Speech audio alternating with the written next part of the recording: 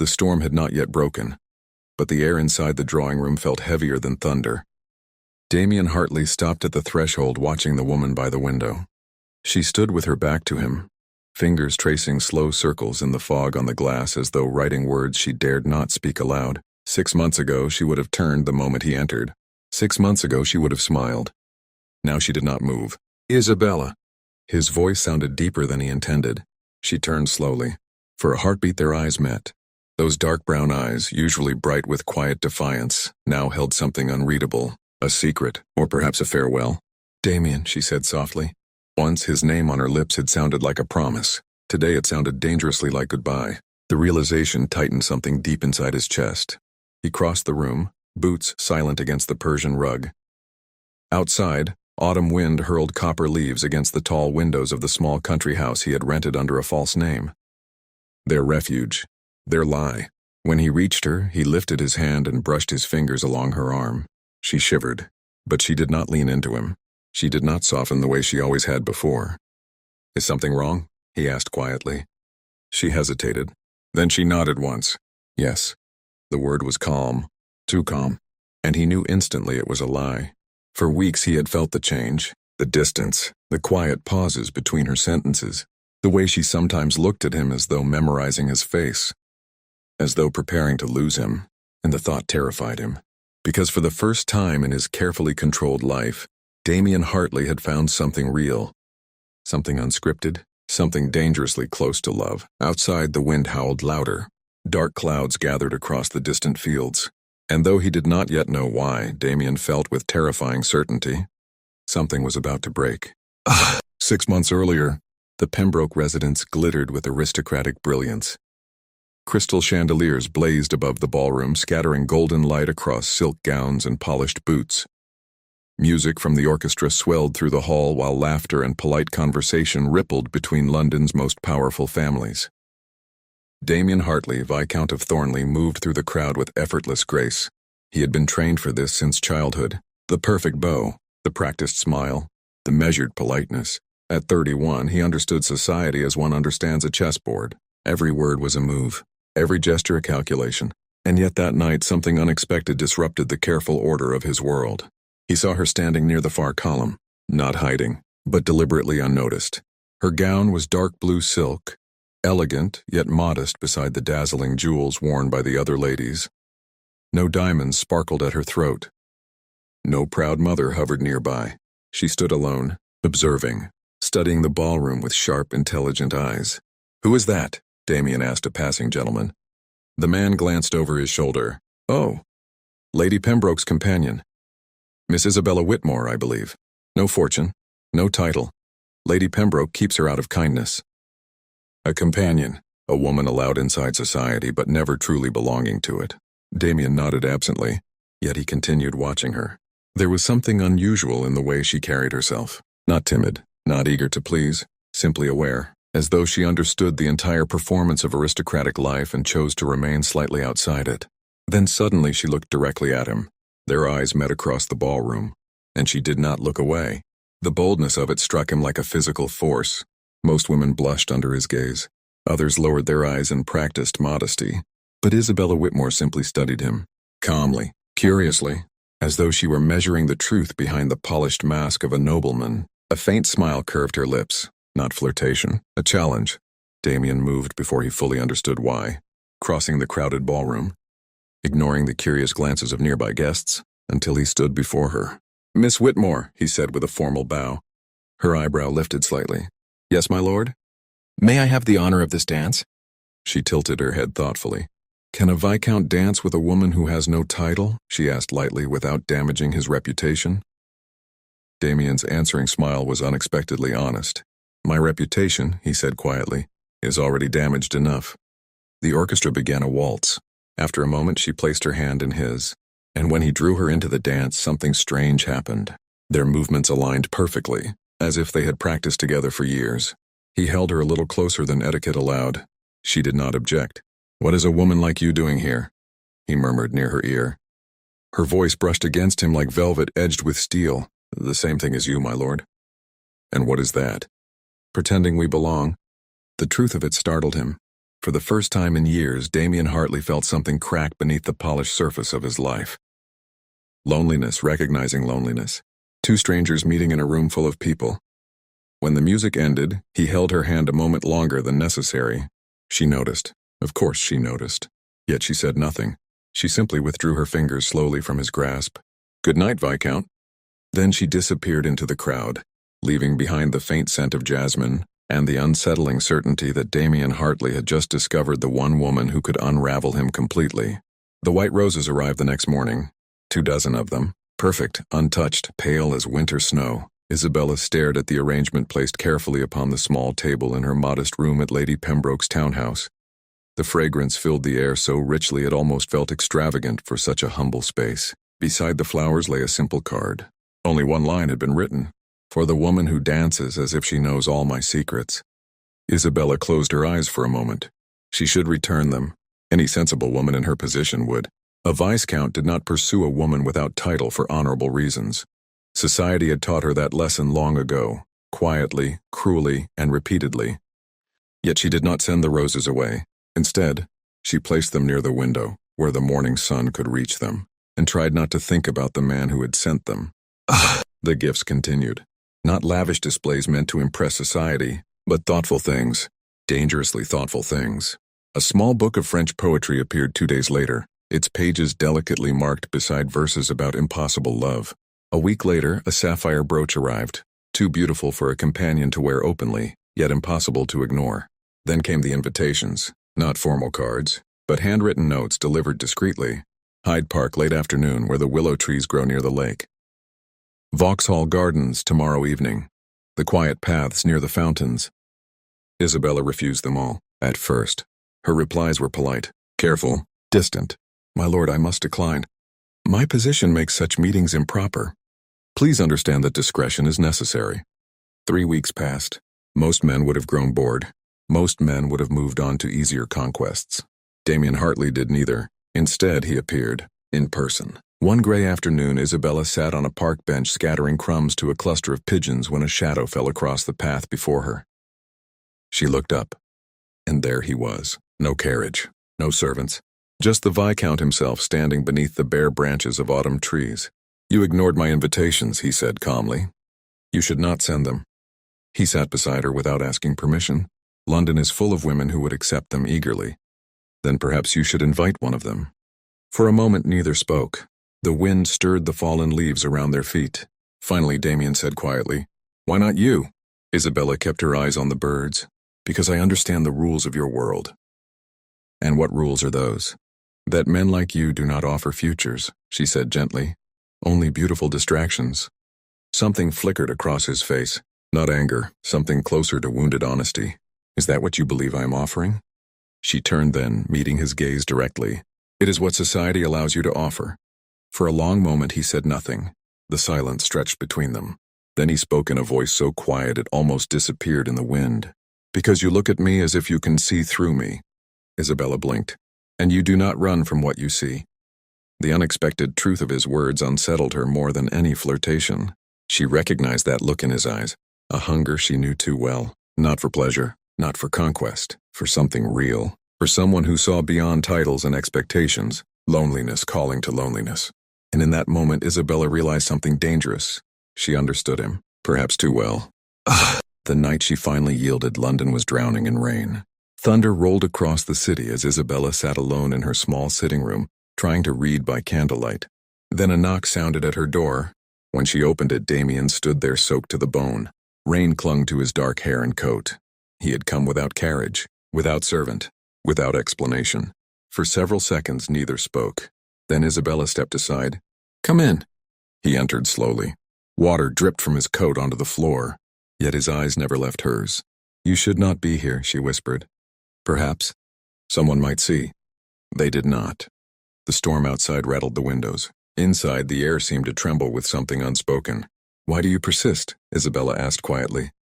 "Because leaving you alone in this world feels wrong." The honesty of it shattered her final defense. She stepped closer, close enough to see the raw intensity in his expression, close enough to hear his breath. "Damien." He kissed her then, not like a practiced aristocrat, but like a man who had waited far too long.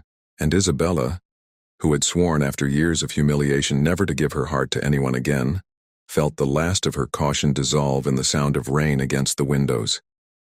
That night, beneath the roar of the storm, they crossed a line neither of them would ever truly escape, and for the first time in many years, Isabella allowed herself to believe happiness might not be entirely forbidden to women like her. The months that followed became a world of stolen sunlight. Damien created it carefully, almost desperately. Small country houses rented under false names, quiet estates hidden beyond London's gossip, places where titles meant nothing, where the Viscount of Thornley could simply be Damien, and where Isabella did not have to pretend she was invisible. One such afternoon found them lying in a meadow behind a modest rural cottage. Wildflowers moved softly in the summer wind while distant hills glowed beneath the fading sun. Damien rested with his head in Isabella's lap, his coat discarded beside them, a position no nobleman of his rank would ever allow himself in public. But here, far from society's gaze, he seemed almost peaceful. Isabella threaded her fingers through his dark hair. "You realize," she said softly, "that if London could see you now, half the ton would faint." "Let them," he murmured. His voice carried a rare looseness she had come to treasure. He reached for her hand and traced idle circles along her palm. "Tell me about your childhood." The question came gently, yet it tightened something deep in Isabella's chest. Her past was not a pleasant story. It was a wound she had spent years learning to hide. "I grew up in the countryside," she said carefully. "Were you happy?" The question lingered. She hesitated, then chose the safest answer. "I learned to be independent." Damien studied her face quietly. He sensed the silence beneath her words, but he did not press. Instead, he sighed and turned his gaze toward the sky.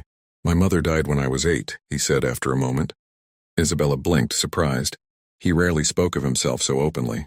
"My father was never the same afterward," Damien continued. "He became distant, like a statue that still walked and spoke."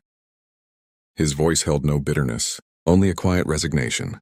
"I was raised by tutors, men who taught me how to manage estates, lead tenants, speak in parliament, everything expected of a future viscount.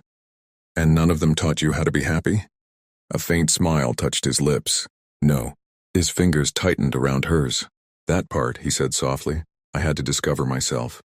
His gaze lifted toward her, warm, unguarded, dangerous. In moments like this, Isabella almost forgot the truth of their situation, almost forgot the titles, the obligations, the unspoken limits that shaped his world.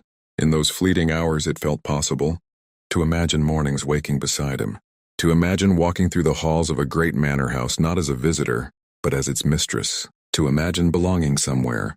But the illusion always shattered at nightfall. Because Damien always had to leave. London expected him, society required his presence, and Isabella remained behind in quiet houses that did not belong to her, reminding herself that women like her rarely received happy endings. They received beautiful moments, golden months between storms. One such morning, after Damien had already returned to London, Isabella woke with an unfamiliar sickness twisting her stomach. At first she thought it nothing. Fatigue, perhaps. The previous evening had been long.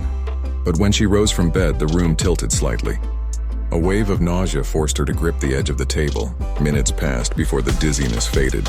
Slowly, uneasily, Isabella pressed her hand against her abdomen. Her body already knew the truth her mind resisted. The signs were unmistakable. Her breath caught. No. She sat heavily on the edge of the bed. The quiet cottage suddenly felt much smaller, more like a cage, because Isabella Whitmore understood exactly what this meant. She was carrying a viscount's child, a child who, like her, would belong nowhere, unless something impossible happened. Outside the window, the sky remained clear and bright. But inside her chest, the first distant thunder had already begun. Isabella did not tell him. Not that week, not the next. At first she convinced herself she needed certainty. Then she told herself she needed time. But the truth was far simpler and far more frightening. She did not know how to ask a man like Damien Hartley for the one thing he could not give. The weeks that followed demanded quiet deception. Loose gowns replaced the fitted silks she once favored. Dinner invitations were declined with polite excuses. "Fatigue," she would say gently. "Lady Pembroke insists I rest." Most believed her. Damien did not. He began to notice the changes, the way she sometimes pressed her hand against her stomach when she thought he wasn't watching, the pale exhaustion in her face, the quiet distance growing between them. One evening in the garden of their country refuge, he finally spoke. "Isabella." She looked up from the book resting in her lap. "Yes?" You've been avoiding me. The accusation was quiet, but it struck with precision. I have not. You leave early when I arrive. I have been tired. You grow silent whenever I ask questions. Her fingers tightened around the pages. And what questions are those? His gaze searched her face. Questions about us. The word lingered heavily between them. Us. For months they had avoided defining it. A stolen happiness. A beautiful lie. Yet now something fragile trembled beneath the surface. Damien stepped closer. The evening sun filtered through the trees, casting shifting patterns of gold and shadow across his face. Have I done something to offend you? The vulnerability in his voice startled her. Isabella forced herself to meet his eyes. No. Then why do I feel as though I'm losing you? Her breath caught. Because he already was. He simply did not know why. Damien. She wanted to tell him. The words trembled at the edge of her throat. I'm carrying your child. But fear held them back. Because once spoken, the truth would destroy the fragile world they had built. And Isabella had spent her entire life learning what happened to women who demanded too much from powerful men.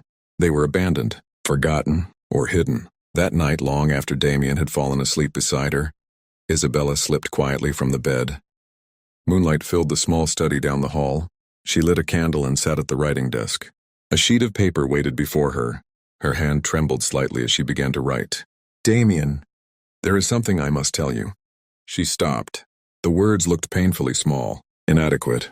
She crumpled the paper, started again. My lord, circumstances require that we speak of... Another pause, another ruined page. Finally, she stared at the blank parchment and whispered the truth aloud. I'm carrying your child. The words sounded both miraculous and terrifying. Isabella rested her hand slowly over her still flat stomach. Her thoughts drifted back through years she rarely allowed herself to remember. Back to childhood. To the quiet corners of grand estates where she had not been allowed to play. To the whispers she had overheard. The Earl's mistake. The governess's daughter.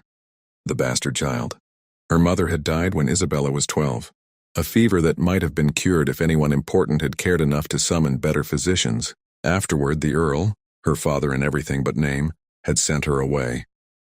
Discreetly, quietly, a problem removed. For 19 years, Isabella had lived with the consequences of that silence. The shame, the invisibility, the constant reminder that she did not properly belong anywhere. Her fingers pressed more firmly against her abdomen. No, she whispered to the child growing inside her. You will not live that life. Her voice steadied with quiet resolve. You will have a name. Even if claiming it meant losing the only man she had ever truly loved. The letter was never sent. Instead, Isabella chose something far more dangerous. She would ask him herself. Autumn had returned by the time she sent the message. The countryside surrounding the small rented estate had turned copper and gold. Wind scattered leaves across the stone paths while distant clouds gathered low on the horizon. Her note to Damien contained only a few words. I must see you. Tomorrow evening. It is important. He arrived earlier than expected, as he always did when worry touched his thoughts. Isabella saw the carriage approach from the drawing room window. Her heart began to pound immediately. There was no turning back now. When the door opened, Damien entered quickly, his expression tense. Isabella. He crossed the room in 3 strides. Your letter frightened me. Are you unwell? For one moment, just one, she allowed herself to step into his arms. His familiar warmth surrounded her. His hand settled instinctively at her waist. How pale you are, he murmured, brushing a strand of hair from her cheek. You should have sent for a physician. I am not ill. She gently removed herself from his embrace. The distance between them returned. Small, but deliberate. Damien frowned. You are certain? Yes. Then what is this urgency? Isabella turned slightly toward the window. Outside, the wind had begun to rise. Dark clouds rolled across the fields like approaching soldiers. We need to speak, she said quietly.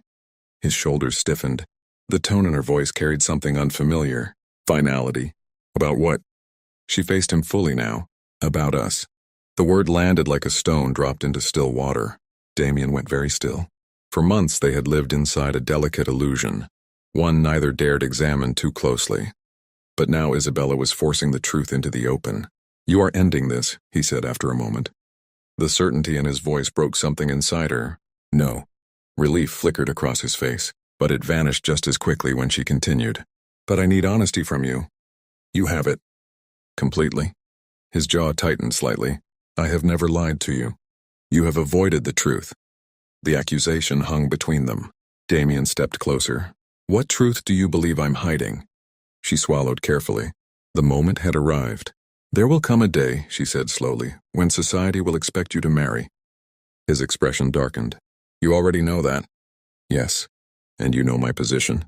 I do. Then why ask the question? Because she had to know if the man before her was only a viscount, or if somewhere beneath that title there was a man capable of choosing love. Damien, she said quietly, if I asked you to marry me, what would you say? Silence filled the room. A long, heavy, unavoidable silence. His reaction told her the answer before he spoke. Pain crossed his face, followed by understanding. Isabella? It is only a question, she whispered. But they both knew it was not. He ran a hand through his hair, the careful composure he usually carried beginning to crack. You know it is impossible. The words struck with brutal clarity, and yet Isabella felt strangely calm, because she had expected them. Yes, she said softly. I know. Thunder rolled faintly in the distance. Damien reached toward her instinctively. You know I care for you. She stepped back before his hand could reach her. Care is not the same as giving a woman your name. The storm outside grew louder, and for the first time since their story began, the fragile world they had built together began to collapse. The first crack of thunder split the sky. Rain began striking the tall windows in sharp, restless bursts, as if the storm itself had come to witness what was unfolding between them. Damien stood motionless in the center of the drawing room. You know it is impossible. His words still lingered in the air, yet Isabella did not flinch, because she had not yet told him the truth, and once she did, there would be no retreat for either of them. Damien, she said quietly, there is something else. He frowned slightly. What do you mean? Her hand moved slowly to her abdomen. A small gesture, but one that changed everything. I am carrying your child. For a moment, the world seemed to stop. Even the storm outside felt distant. Damien did not move. His face drained of color as the meaning of her words settled slowly into his mind. My child? Yes. The word was calm. Steady. She had rehearsed this moment 1,000 times in her thoughts. I believe I'm nearly 2 months along. He took a step toward her, then another. Shock battled with something brighter in his expression, something dangerously close to joy. Isabella, why did you not tell me sooner? Because I already knew what you would offer. His brows knit together. What do you mean? She met his gaze without hesitation. A quiet house somewhere in the countryside. His mouth parted slightly, a generous allowance. His hand slowly fell to his sides. Education for the child, visits when it suits your schedule. The silence in the room thickened. Everything provided, she continued softly. Except one thing. Damien's voice dropped. What thing? Your name. The words landed between them with devastating precision. Outside, the rain intensified, hammering against the roof. Damien ran a hand over his face. You know my circumstances. I do. You know about the arrangement with the Duke of Claridge. I do. My father signed that agreement 22 years ago. His voice carried deep frustration now. The Thornley estate survived because of that alliance. She nodded slowly. You are promised to Lady Vivian Montrose. Yes. And if you break that agreement? His jaw tightened. The Duke will demand repayment. How much? Nearly £100,000. The sum echoed heavily in the room, enough to destroy entire estates. To repay it, Damien continued quietly, I would likely have to sell Thornley itself. And the tenant families? 50 of them rely on that land. Isabella listened carefully. Every word confirmed what she had already known. This was not simply about love. It was about power, legacy, obligation. Damien stepped closer again, desperation entering his voice. But I will not abandon you. He reached for her hands. I will ensure you and the child have everything. Isabella gently withdrew before he could take them. I know you would. The rejection hurt him visibly. Then what are you asking of me? She drew a slow breath, summoning every fragment of courage she possessed. I want your name, Damien. His eyes closed. As your wife. Silence. Only the storm answered.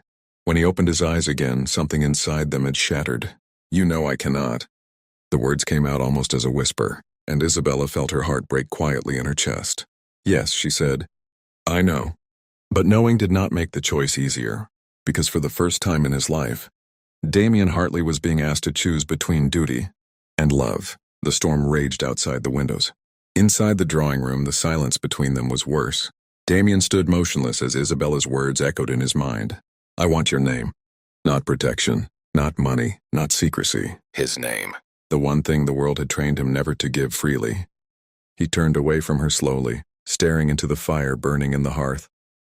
The flames moved restlessly, casting sharp shadows across the walls. I was promised when I was 9 years old, he said quietly. Isabella said nothing. My father had debts. Terrible debts.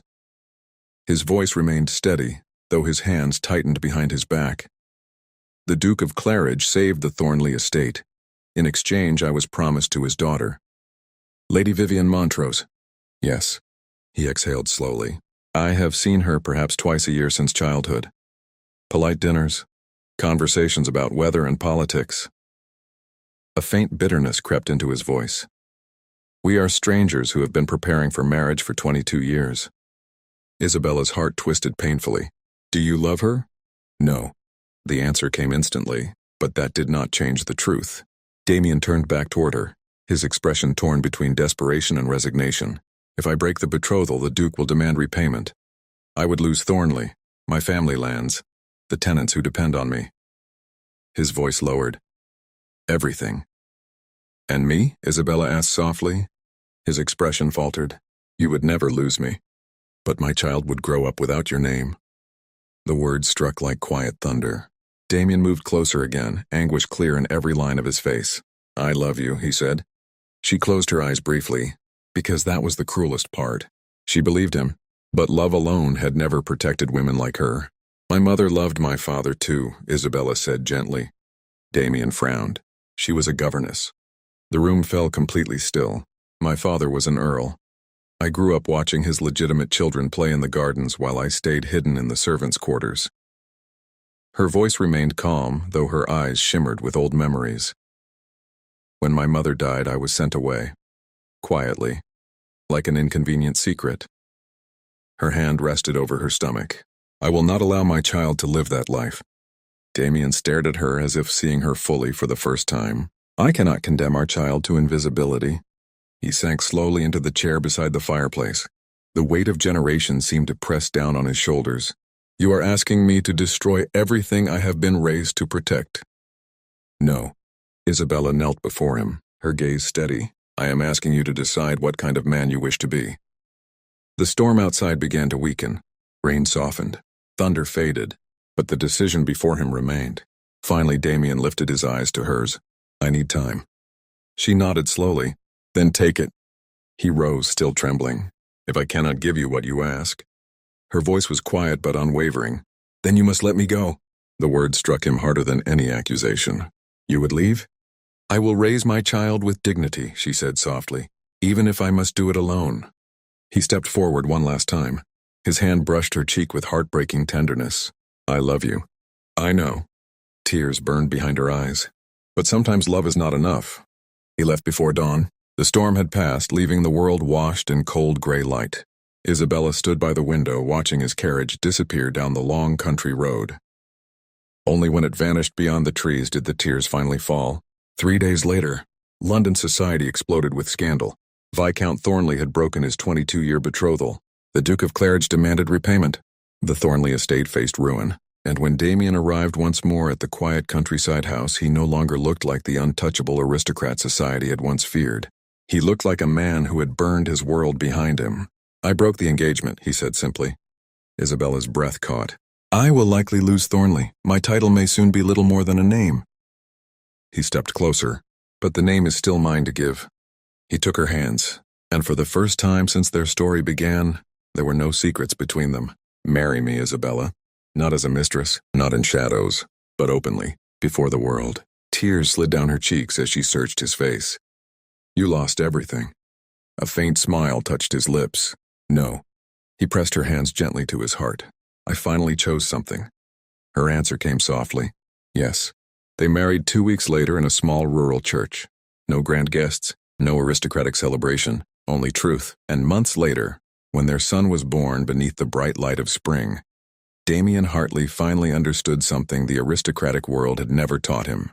Some things were worth losing everything for, because the greatest inheritance a child could receive was never land, or titles, or power. It was the simple, fearless right to exist in the open, loved and claimed without shame,